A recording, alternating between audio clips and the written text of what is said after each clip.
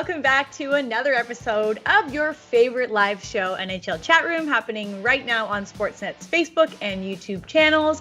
As always, you are just as important of this show as Steve and I are, so please get in the chat. Tell us where you're watching from, because we love to do that interactive map we've been seeing a lot of online on TV for the last couple of days. We'll try to pinpoint where you are. As you can see here, we have listeners in Sweden and Australia. And also, if you zoom into this section, these are our favorite viewers. They're very important for tonight. Oh yeah. A key viewer. I don't know. Update. I don't even. That dude, John King. As long as we're talking about the elephant in the room, is like. I wish I was as good at anything as that dude is at pointing at a screen and explaining what's going on. He doesn't even breathe. Like, it's just like talk, stats, map, geography, map, boom. And he's just non-flinching. It's impressive. But, we have Goran Carlson. Hello from Sweden. Sweden is coming in clutch lately. It's impressive. Tack så mycket, Sweden. I think I did that last time. That's all I know. Darcy from Revelstoke, British Columbia. Oh, that sounds like a place you snowboard, eh? Ooh, Revelstoke. Like Revelstoke, yeah, man, I'm a boarder. No, I was going to say there's probably wakeboard competitions there. Oh, yeah. Or dirt bikes. Okay. Yeah? Like Fox Racing is big there. Oh, huge. Everyone's name is Kyle. Everyone. And Bryson. Right, lots of Brysons. Well, anyway, we'd love to know where you're from, guys, so thanks for tuning in. Last week, we did have a spooktacular edition of NHL Chatroom with Jaromir Jagr was co-hosting. I'm so sad I missed that. Did you enjoy that, Steve? Yeah, it was pretty good, to be, in the presence of another professional hockey player. Just really cool. Really cool. Yeah. His accent was not how I remembered. Mm-hmm.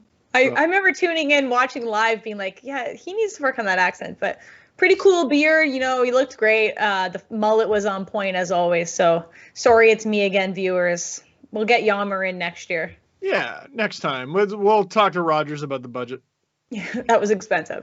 Yeah. Well, we've officially moved past that spooky season and pumpkin spice season. Sorry, Steve. We have not. That's just an erroneous statement. How dare. We have moved past it. And now we're approaching the holiday season. So it's never too early to talk about what we're wishing for this upcoming season. And for us, we're going to talk about what we're wishing for the upcoming NHL season, whenever that may be. So fans in the chat, let us know what your goals or what you're wishing for whenever the NHL does return. And Steve and I have created a little list of our own of what we hope for when the season does come back. So I'll start with my first one. I'm thinking, since there probably won't be fans in the stands when we do return, just because of obviously the pandemic and safety, I would also really like to see what the NBA did with the virtual fan experience. I thought that was a really fun and unique idea, which enhanced actually my viewing experience to see fans in the background. And I'm sure the players liked that more than just silent stands. So I think it would be really awesome to see what the NHL could do with virtual fans in the stands. And obviously, I think NHL fans can kind of pump up their energy, have some really cool costumes, face paint. Oh, look at the dog. So it would just be really cool to see how fans tune in on the NHL side of it.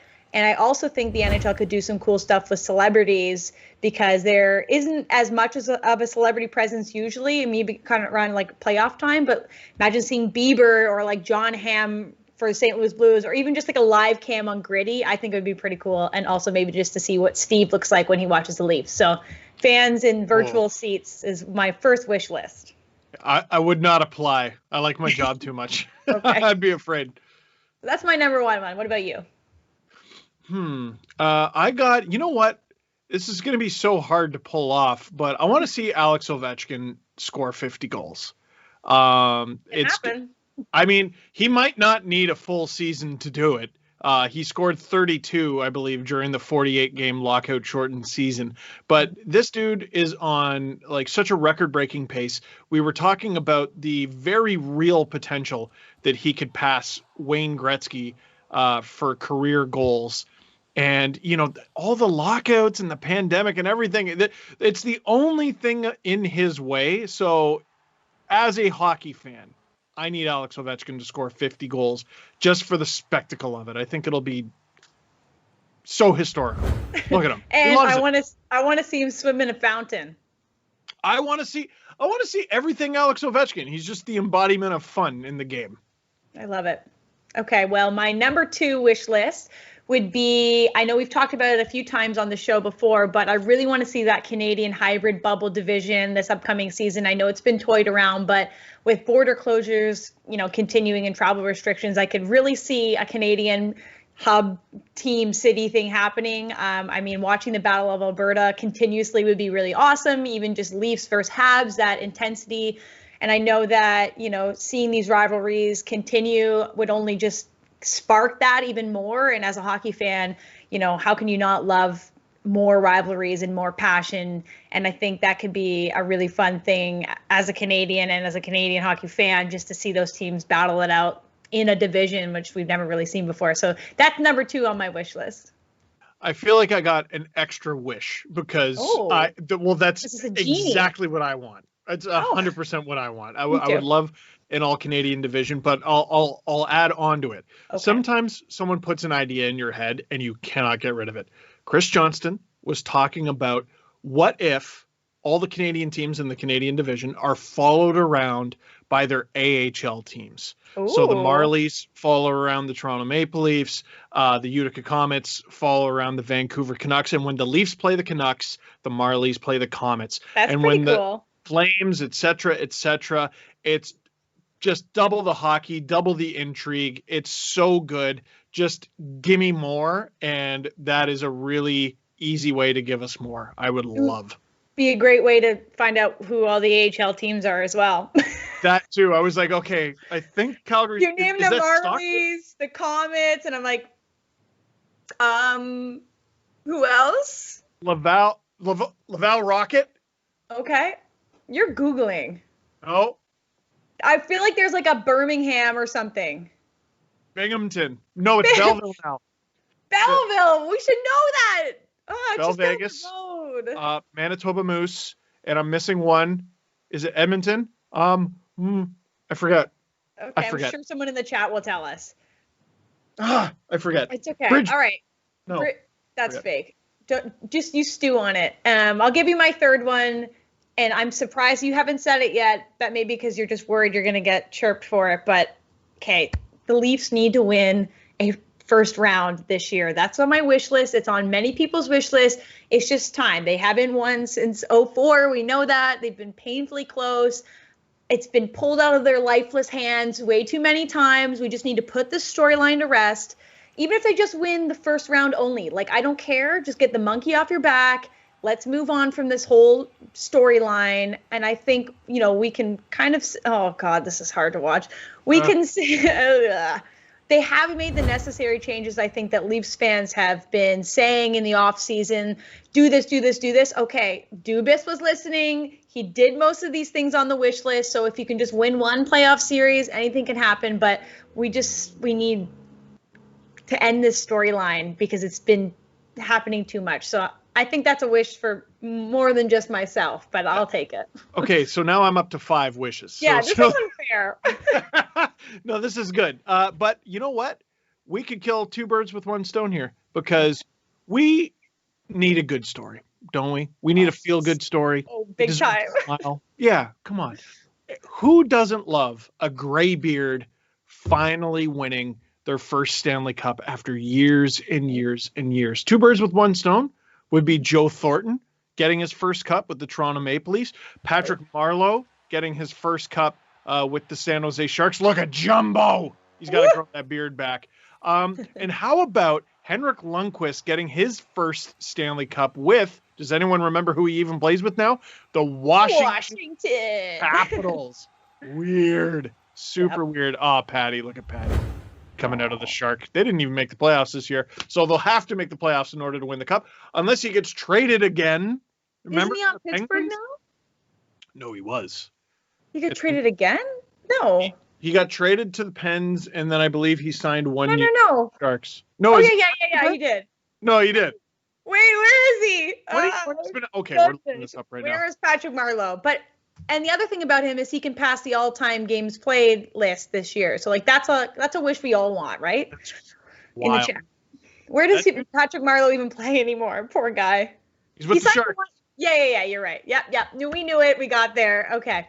Let's get some fans' comments. What do you want for your NHL wish list this upcoming season? Okay. Alex says WWE has been using virtual fans for a while and it's been pretty cool. Well, as a huge wrestling fan myself, I'm really trying to diversify. I think it's pretty cool as well. Pinoy says, I'd love to see Wayne be there when Ovi scores 895. That would be pretty cool. Even as a virtual fan, would we take that? No, because by the time he gets to 895, I would hope that there's no more pandemic. Ooh, so yeah, I agree with that. So I'll meet you halfway. Okay, him there in person. Yes. Yeah. Froggy says, oh, Froggy, that's cute. Any of the 3 vets mentioned would make me smile to win the cup. I agree. You know what? Just something that'll make us smile, please. Oh, goodness. Yes. Yeah, wow. The chat is on fire today. Everyone's in a feel-good mood. I wonder why.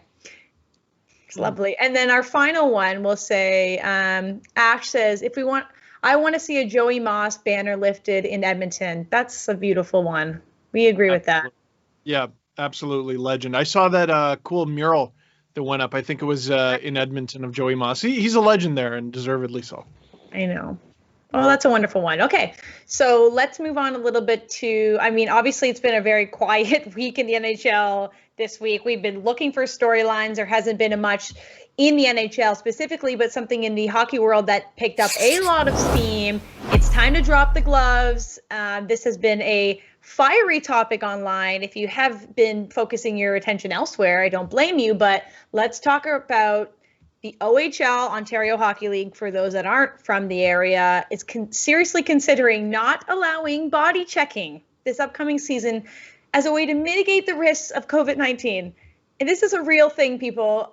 A hockey league of this level trying to say that, okay, we'll continue to play, but we just won't have any physical contact or body checking.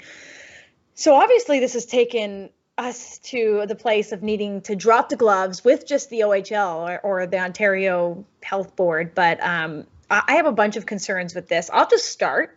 Okay, good. So this won't do anything. So I played AAA boys hockey until high school, and then I switched over to girls hockey. So I've played in both contact and non-contact leagues. And trust me, there is contact in all of the leagues. It is inevitable. You will contact each other, okay? It doesn't matter if you're lining up to smoke someone center ice or you're battling in the corner, there is contact. It doesn't matter if you say no body checking, you're still going to have contact. This is not like I was telling Steve before, those big bubble soccer games that was really popular in like 2016. This is not that case. You will still be having contact. So the idea that COVID won't spread because you're not going to lay someone out at center ice is just bizarre to me. And I think if you're not having body checking, just don't play. I tweeted, if you want to give a women's hockey player a good laugh today, send them this article about. Yeah, it was funny. It's because when you played, I'm sure every time you went into the corner, you went, whoa, hey. Yep. That's enough. Stay away from me. Don't come near me. We can't contact each other. My puck. No. That's not how it works. And yes, you absolutely have to make sure it's safe. Yes, you should absolutely consult health professionals when it comes to all of this. But speaking to anybody who's ever played hockey ever, even in like house league, you would know the staggering problems with this plan and that you'd be able to poke holes in immediately. We should keep these kids safe. This is absolutely not how you do it. It's so dumb. I think the chat is hilarious. Like, I was just thinking, even when you play like pond hockey, like shinny, you still run into each other. Like, I'm sorry, there's no form of hockey where you don't hit, like Tyke Select, like Timbits even end up running into each other. Em in the chat says, I really don't think that's even possible. Like, physical contact is unavoidable. That's exactly what we're saying. I was picturing as a winger, what you line up at the face-off beside someone? Are they going to move the hash marks further? Like, you're literally breathing on each other. What are you supposed to be like? Okay, let's move the hash marks 6 feet away. You can't line up. You can't, battle anybody in the corners. What about if you're a defenseman in front of the crease and you're trying to box out? Is that allowed? Like, it's just... I'm very frustrated. If you remember, though, when they were talking about, what is hockey going to look like in the bubble? They were talking about things like that. They were talking about, make the face-off start further apart, except for the two people who are in the face-off because it's impossible for them to catch it. And also no spitting from the bench. Listen. Oh, yeah. You either arrive at the arena safe and ready to play. Or we don't. Or you don't. I hope they play. I hope they play, and I hope they do it in a safe way. But let's not be ridiculous here. Why not give them all a controller? Give them all a controller. Put them all in separate rooms. Do it digitally. Yeah, same stuff. Removing body checking does nothing. Imagine being like a top prospect. You're following your NHL dreams, and all of a sudden you have to change your entire game as well. Like, I'm just thinking. The thought process between now I'm not going to get smoked when I carry the puck. I need to, play with more finesse. I need to change how I view a play unfolding. Like, how are you contributing? What if you're a fighter? What if you're a big body presence? Like, how are you contributing to a team if you're not out there to be a grinder like me? Like, what's your role now? I would honestly consider playing elsewhere if I was an OHL player and they were like, hey, you know what? Sorry, this year not going to body check.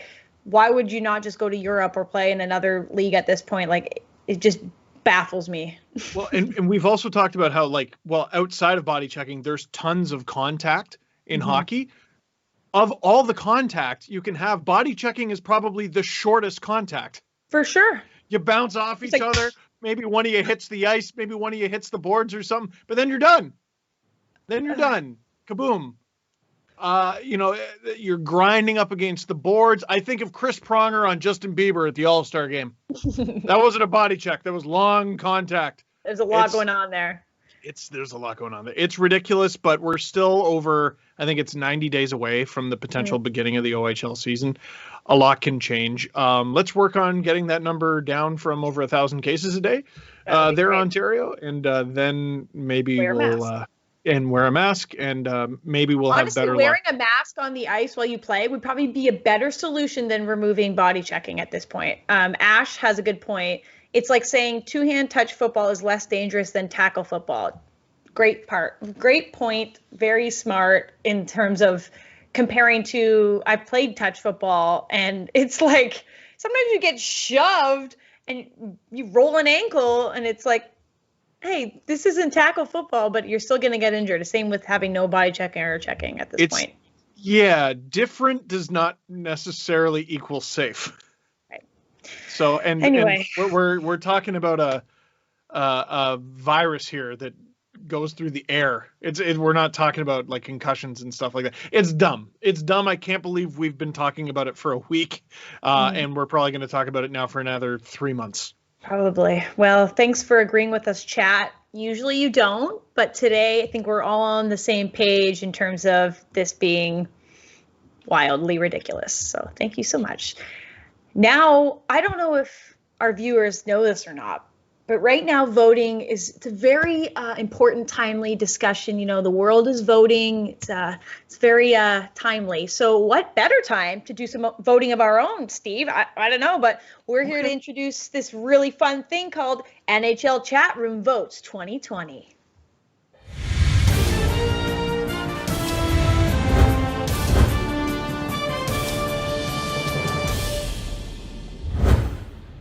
Ooh. That was so professional. Who made that? Woo! I feel like I'm at a debate. That was legitimately impressive. I am. Way to go. Our graphics team, our producers, look at that. Came up with that today. Very impressed. So good. We look very important, and we are definitely not, but we're going to vote on some fun things, and we want you in the chat to stick with us, vote as fast as you can. We're not going to tally the votes as slow as some other places are. So let's start with our first topic. Should 4-on-4 overtime be implemented in the playoffs? So we're going to do yay or nay. 4-on-4 overtime in the playoffs. I'm going to go with nay. Why is that? Because Why fix something that's not broken? 3-on-3 is way better to watch. It's way more exciting as a player. Look at all that space out there. If you make a mistake, well, too bad. The other team's going to capitalize on it. Why give them an extra player as a buffer? Like, I love the chaos, 3-on-3 or none. But in the playoffs, though, I don't care. What's different? You want 3-on-3 in the playoffs? Yeah. Oh, wow. Okay, well, I'm big nay on that, but I'll say nay to 4-on-4 in the playoffs for very different reasons to you. Okay, give it to me. Well, for me, it's the playoffs. It's got to be 5-on-5. It is what it is. We acknowledge that during the regular season, you need to end the game. When it's the playoffs, you are here to figure out who the best team is, who the Stanley Cup champions are. What? Why do you have two sets of rules? Practice like you play. Every game in the regular season is important to the outcome. Why would you want to have bad habits? Why would you want to change the way you prepare for an important Stanley Cup game? You should be either keep it consistent. Why would you have two sets of rules? How about this? Here, let's come up with it. We both voted nay, but now we're arguing. So let's do that. This is another drop the gloves shoot. Yeah. I say regular season and playoffs, 5 minutes of 5-on-5, 4 minutes of 4-on-4, 3 minutes of 3-on-3. That's fun. Yeah. Were you going to say 2 minutes of 2-on-2?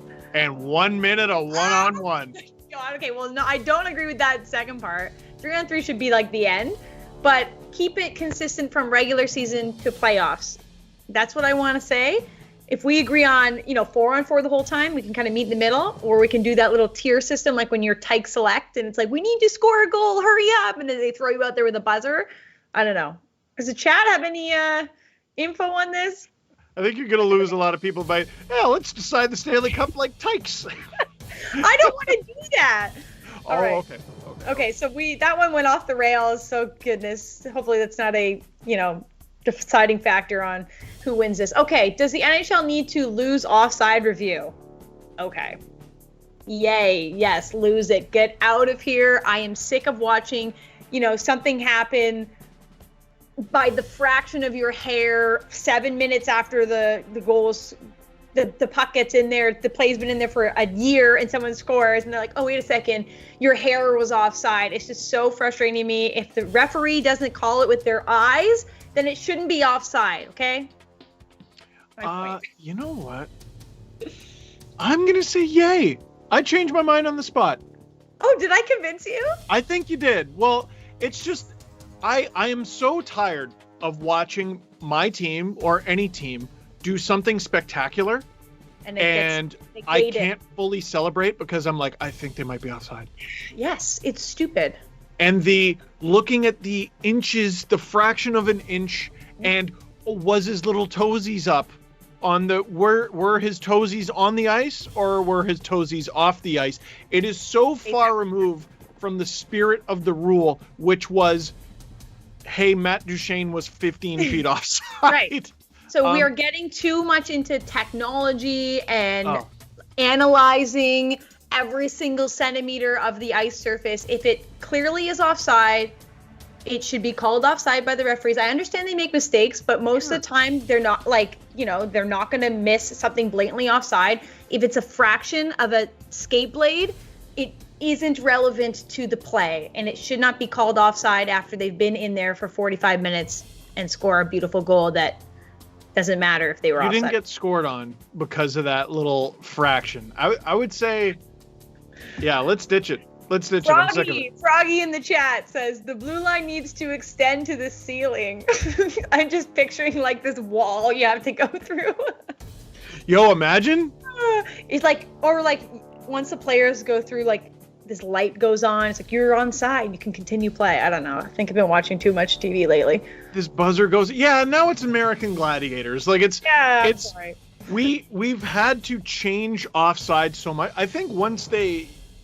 And like, think of the fact that we're talking about this like imaginary line now that goes all the way up to the ceiling, but you gotta picture it with your mind. Like, this is Barney the dinosaur. Like, this is like an episode of Black Mirror. Okay. Oh, I'm sick. I'm sick of it. Next question. We got to stay on pace here. I'm the moderator. I'm doing a better job than those other ones. Should NHLers or amateurs compete in the Olympics? Yes, always. Yes, yes, yay, yay, yay. I can't picture an Olympics without your big stars. It's not as exciting. It's not as, passionate as a fan to tune in.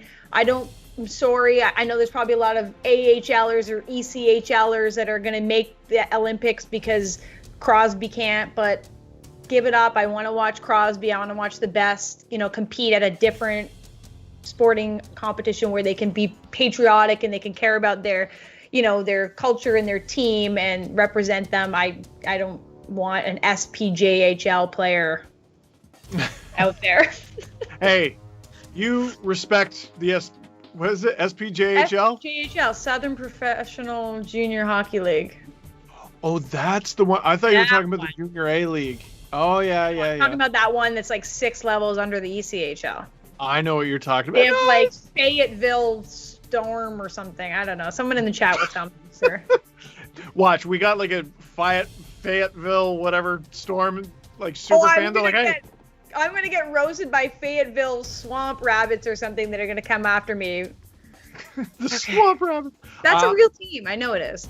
I believe you. But anyway, what's your answer? I'm gonna go with yay. People talk about the spirit of the Olympics.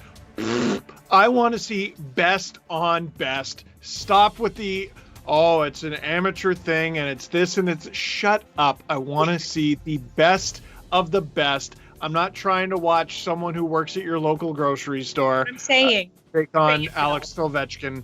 No, I want to see Sidney Crosby take on Alex Ovechkin. Right. And so you're just being stuck up about it. So stop. The chat is overwhelmingly yay in this one. Thank you so much for supporting us. From the chat, gold medal or Stanley Cup? I don't know if that's a question like what would you prefer if you had the choice? Oh, I don't know. That's hard though. That's tough. I think a gold medal. Maybe because I only ever aspired to win a gold medal. There was no Stanley Cup for women's hockey players, and the only thing was like play on the Olympic team where you suck. So obviously for me, I'm probably more prone to like wearing a Team Canada jersey and seeing that glory. But it also comes around way less frequently.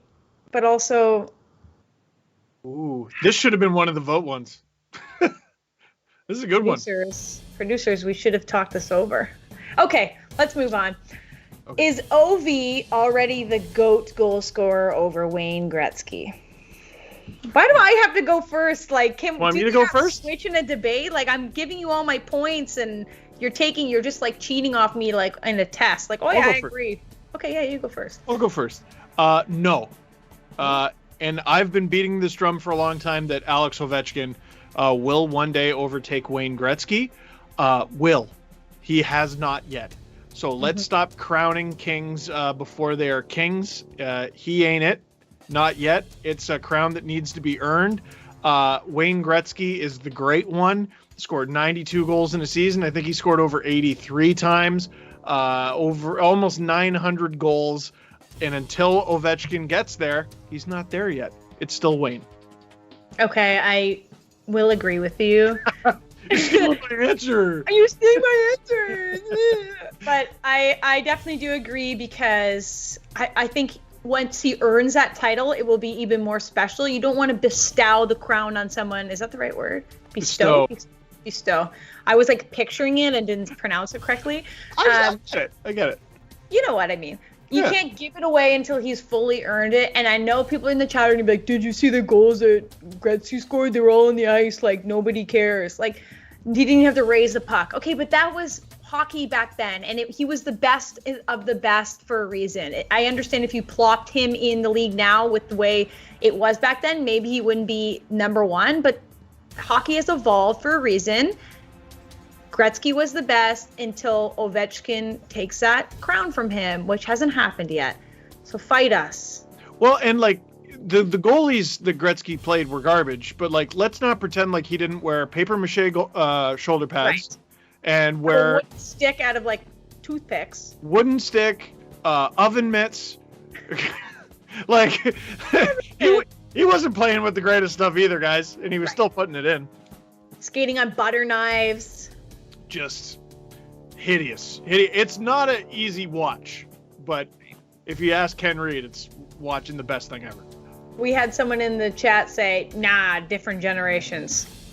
Chris, I think it was. It disappeared really quick, Chris. I wrote an article about era-adjusted goal scoring, and the best season of all time, era-adjusted, doesn't belong to either man. It actually belongs to Brett Hull. Oh. Check it out. Type in era-adjusted Brett Hull, Steve Dangle. You'll find it. Sure. Promoting yourself as always. Oh, yeah. Company man. Sportsnet. Classic debate we're having. Okay, last topic before we move on our sweet voting segment debuting today. We'll see you in 4 years. Should there only be one outdoor game a season? Now, I cannot. Okay, you got to go first, right? I forgot. I do? Yeah, because I went first every other time, and it's just not fair. Should there only be one? Which would be the Winter Classic. Yep. And I'm the guy who's always complaining, Chicago's always in it, and they're going to play a game on the moon, and I bet it's going to be the Martians against the Blackhawks. Yep. No. There should be more than one. There should be more than one. Now, don't get me wrong. I get nauseous at the idea of, you know how many times, like, I work for Sportsnet. They were, last year, they were like, oh, yeah, there's an outdoor game today between the blah, blah, blah. And I'm like, what? Minnesota's playing. What? I cover hockey for a living. I didn't know there was an outdoor game that day. Right. It's not about us. It's about the fans in that market. The fans didn't even know. They packed the place. I've been to one as a fan. That was the Centennial Classic, Leafs Red Wings. I was there too. Oh, high five, neighbor. Oh, cool. Probably celebrated together when they anti-choked at the end there in overtime. But the first one I went to was in Boston, Montreal, Boston, and that was the first time I sort of got it. You know what I meant? It's an in-person spectacle, similar to the All-Star game. The All-Star game on TV is horrible, but it's great to go to. All right. Your buzzer, we're going to mute your mic. It's my turn to speak, okay? I'm going to disagree with you, and yay, there should only be one outdoor game per season, because as Hayden in the chat, Hayden can be my running mate because we agree on this point. One per season, too many, and it loses the specialty of it. Exactly. Have one, put the marketing into it, put the hype into it, pick those teams. Don't just give it to the Blackhawks, okay? I'm sick of seeing them out there. Pick them with a reason. I don't know how. I'm not going to get into that now, but let's just spread the joy, spread the wealth, put the marketing money into it. You can make it a January 1st thing every year, make it a tradition, a specialty, and have that be the one big marquee outdoor game per season. I know it's been fun to have them in these warm climates and this whole fun thing of let's play in 40-degree heat. That's cool, but it's not really exciting to me as a fan to see the ice quality be an issue of why this game is not going to be as good as compared to this other game that was 2 weeks ago. And oh wait, did you miss that there's another one tonight? I don't know. I'm just I'm not enjoying the idea of having 100 of them. I lose interest. Zach says, make the boards out of snow. Let the guys just get stuck into them. Why is that visual? Yeah, that's good. You just lay someone out into the boards and they're stuck in there. I like that. I like that. Pry them out. It's a good one. Zach, that is very good. Way to go, Zach. You made us laugh genuinely, which never happens. I'm always haha, Steve, good one. Thank you for bestowing that genuine laugh on us. I'm going to bestow this crown on you. All right, cool. Good. Well, that was fun. If you guys want us to keep voting, no, the election needs to end, especially this one too. Okay, well, you already voted. We will count your vote. Because we haven't yet. It's ridiculous to assume that we wouldn't count a vote that was sent on time. Anyway, sorry. Don't sue us. Yeah. Okay, well, speaking of voting, we have a fun thing to share with you, a new Sportsnet interactive thing that you fans in the chat can get involved in. What's going on there? Oh, there we are. Hey, guys. Oh, hey. It's called Greatest NHL Goal of the 21st Century. It is starting now, so players have scored, I don't know if you knew this, but nearly 140,000 goals since January 1st, 2000. So Sportsnet found the top 32 of them and grouped them, and you'll be able to decide what the greatest one of them all is by voting nightly during Sportsnet Central or via Sportsnet's Twitter, Facebook, and Instagram stories. So here is what you'll find when you go on the webpage, and you can vote for what the best goal is, and we're going to show the current one that you can vote on right now. We're going to do some fun play-by-play color, Steve. Oh, boy. This one is from Alex Ovechkin's rookie season. Look at that. That might be number one. This is tough to start with this. Look at that. That is so ridiculous. Who's that goalie, by the way? I don't know. Trivia question. I don't know who it is. Sorry. Ryan Boucher. Oh, wow. That is one of the nastiest goals of all time. No wonder it's in this top 32, but it might be number one already. So that's the challenger versus we have I think it's, who is it? Malik. Eric Malik. All you know what's coming. See, it's like, this is a really tough challenge. I'm gonna have to go with Ovi on this one because nothing has ever been done like the Ovi goal. This I've seen. Like, I could pull this out on a rink and trip myself, but like it's pretty cool, but you can't. Did you see Ovi's? Like, it's honestly incredible. It was against defense. Right. That's also true. It wasn't a, 1-on-0 at this point. It is a lot of finesse, but go ahead. Have you ever seen that some people think the Merrick Malik goal was like staged as a ploy to market the shootout? I have actually seen people say this. You're on Reddit too much. I know. Tell me about. Well, and my response is always, okay, so the NHL, they want to market this new thing called the shootout. So they picked this guy. And so their vessel was Merrick Malik. No, it can't be. Are you okay? Are you going to be all right? Are you absolutely sure? What does the chat think, guys? Like, who should have won that one? You can vote. This is actually a three-way battle. So we have Alex Ovechkin, we have Merrick Malik, and show my goal. Do we have goals? Do we have it? Oh! I knew this was gonna happen and thought if we just didn't talk about it, it wouldn't happen. What a rip! Oh yeah! Look at that girl try to block it, eh? Oh yeah, show the Sally, baby. What? Who's the goalie who threw her back?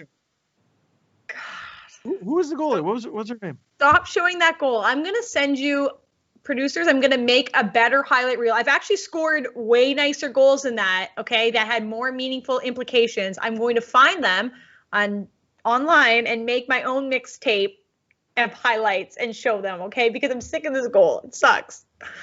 Anyone in the chat agree? At least vote for mine. That definitely sounded like my boyfriend or girlfriend goes to a different school. Like, trust me, they're definitely real. Trust me, you don't know them, but like they exist. Poor Ailish. You're a good sport, though. Come on. Yeah, whatever.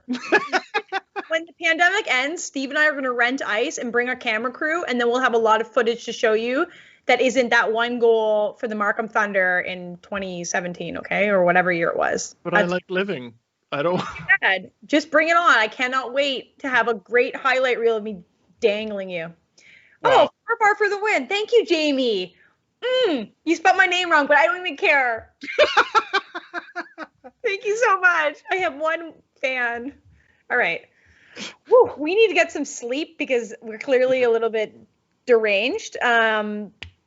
Great. We have a fun one for you, though. As we approach the end of 2020, goodness, it has been a year for the books. I hope we never have another year like it. We've got us a little nostalgic to talk about some of the greatest hockey moments from the 21st century. Obviously, there's been a lot.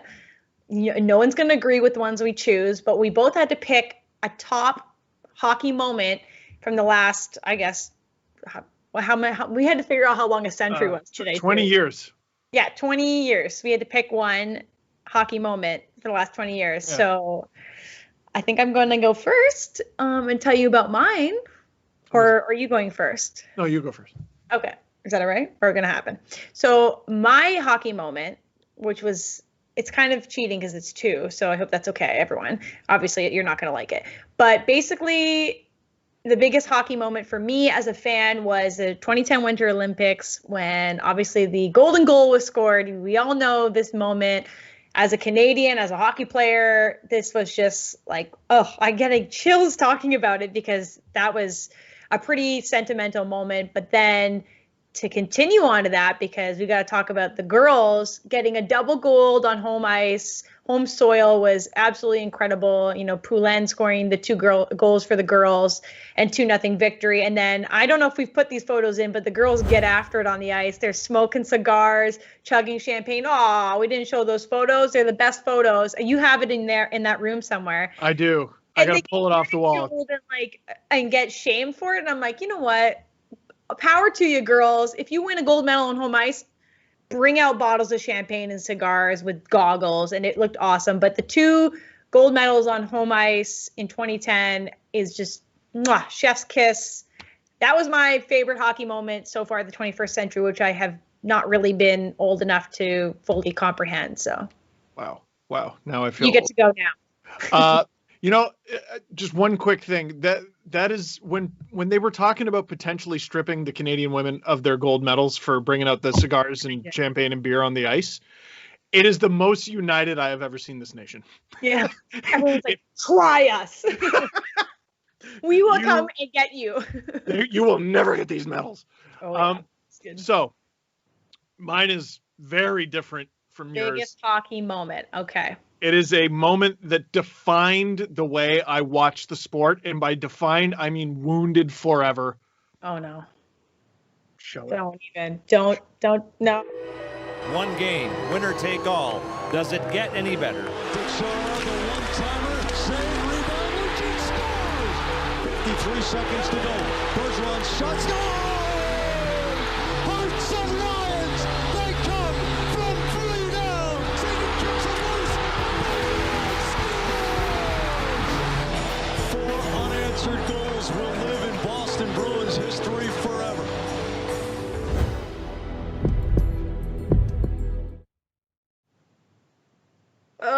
I feel sick, Steve. Why would you choose this? It's wounded. It's changed the way I watch hockey forever. No lead will ever be safe to me ever again. Oh, look at that. That's a fresh copy. I just got this. Anyway, continue. No game will ever be over until it's actually over. And I noticed like teams blowing 4-1 leads and 4-0 leads and 3-0 leads. Like it's nothing after that. It started like it broke the dam. It broke the dam. Man, a 2-goal lead in the late 90s was a death sentence. And now it is barely safe with 45 seconds to go. Yeah, I know. It's changed the way I watch the sport forever. Wow, great. Thank you so much for bringing that upon us. The chat has some ideas as well. William Bennett, I'm sad now. Thanks a lot. I agree, William. Like, as if this week wasn't exhausting and tumultuous enough, Steve has to play this and bring us back into this dark place. After we had been having such a fun, lighthearted show, you had to just do that? You're welcome. Moo says Ray Bork. That's a great one. Very good. That's a good one. After 22 years. I mean, seeing Gretzky's, was that in the 2000s when he got his jersey rafters at was it the All-Star game or something? They retired his jersey. I'm trying to picture it. Yeah, okay, that was a good one. Cooper says St. Louis winning the cup. That was awesome. I don't know why I was so personally invested in that. Obviously, we know what the other side of the ice was, but when St. Louis won last year, I never felt so honestly genuinely happy for a team to win the cup in a long time. And the whole Gloria thing, and it was just it was really a great moment. So I do agree, Cooper, that was a great moment. Maybe not the greatest, but up there. Underrated goal. It's so rare to see an NHL team win the Stanley Cup in overtime on home ice. And the explosion in LA when Alec Martinez won it for the Kings. Yeah. And the confetti immediately, and he jumped straight in the air. It's awesome. Woo! Great selling. You miss hockey. Kai says Lidstrom retirement. Good one too. Just what a machine. What an absolute machine. Oh, Benton says Craig Anderson shutout at Edmonton on his first game back. Sentimental moments. Wait. Yeah, didn't Craig Anderson take some time off? I think his wife had That's cancer. right. That's right. Yes. And took some time off to be with her, and then he got a shutout, I believe. Oh, as long as we're talking about shutouts in Edmonton, one of my favorite moments editing highlights was watching everyone slowly come into the highlight room to watch what Ben Scrivens was doing to the San Jose Sharks. Scrivezina set the record for most saves in a shutout with I think it was 59 against the Sharks. It was absolutely staggering. There was another obscure, goalie, but I loved it. There was another goalie that did really well last year. He's a Zamboni driver. I'm surprised no one's put that in the chat yet. Wow. Funny you should mention that, because that Zamboni driver is now my teammate. I love that. You guys are going to be best friends? Well, yes, because that's, I believe we were going to save this for final thoughts. Right, we were going to save this for final thoughts, but I'll just segue right into that, Steve. I know you want to talk about jerseys and a great initiative you have with Easter Seals Canada, so we can just squish this into one little thing for you. Yeah, if you Google Rachel's Raiders, you'll find us on celebrityhockeyclassics.com. We're a team raising money for Easter Seals Ontario. It's a charity that helps out kids with physical disabilities. And just joining Rachel's Raiders to raise money, David Ayers. David and Sarah Ayers have agreed to join my team, so we are teammates, and we're raising lots of money. But I am also auctioning off my jerseys, and here are some of them. Some of them have Dangle on the back. Ailish, I know you're going to put in a bid for sure. Oh yeah, give me one of those bad boys. They're starting to go. I think there's 7 or 8 days left in the auction. This is the Twitter thread. It's pinned on my Twitter account, Steve_Dangle. This yours, Team Canada, or this that I wore in my LFR videos for a very long time. Recently washed, I think. I'll wash it before I give it to you. And this super rare. That one is sweet. Kyle Lowry's show the front. Yeah. The front is awesome. Yeah, so I think there's less than 50 of these that were even made. These were a special jersey in NHL 20 in EASHL. So get in on the bid, because there are very few of these in the world. If you want to wear a hockey jersey but also support the Raptors at the same time, this is the only jersey I know of in existence where you can do that, and you'd be supporting a good cause at the same time. Oh, that's awesome. I could donate my Team Canada jersey, but I only have one, and we had to actually buy it from the team. No. Yes. So let's not get into that. I had to purchase my own jersey. Joking. I know. Let's not end on a negative note. Everyone go support Steve's charity and buy a jersey and send us a sweet photo in it. And oh yeah, there's your cup. I got this for being the top fundraiser last year. I want to keep it. Yes, so we want you to keep it as well. Oh, but before we leave you guys to all sit in front of a television all night for, I don't know, no reason at all, we want to show you this amazing celly that happened in Hungary, of all places, that's currently having hockey and thriving. And here we go. Boom! Oh. So this is Marko Kozolak, I believe. Sorry if I mispronounced that wrong, but he scores his first ever professional goal. I know the feeling. And jumps into the glass, shattering it into a million little pieces, lands on his back. It's like a high jump. Like, you remember high jump in high school? I don't know if you were tall enough to have done that, but I was not. I was way too heavy, but I know what you mean. It was like pole vault. Way too heavy. That's sad. Also, there's some amazing photos. Here they are from the photographer who was happened to be standing literally right beside that pane of glass. This is incredible. It's like career-making stuff right there. We hope this guy gets a lot more goals, but if not, he definitely went out with a bang. It's pretty incredible. And everyone's having a good laugh, but how could you not? The hockey nerd in me is like, oh no, he's standing on concrete with his blade. Right. Oh, so they're going to have to get him new blades for sure. Just take those out of the tuck and give him new ones. But that's pretty awesome. Made it a good one, buddy. Made it a good one. We love that. Well, we'll end on a happy note there. That's all for Steve and I tonight. As always, we appreciate you tuning in and being a part of our show. While you're here, hit the subscribe button so you don't miss us. We'll be here next week, same time, same place. And that's it for now. Wear a mask, be safe, and we'll see you next week. Hydrate.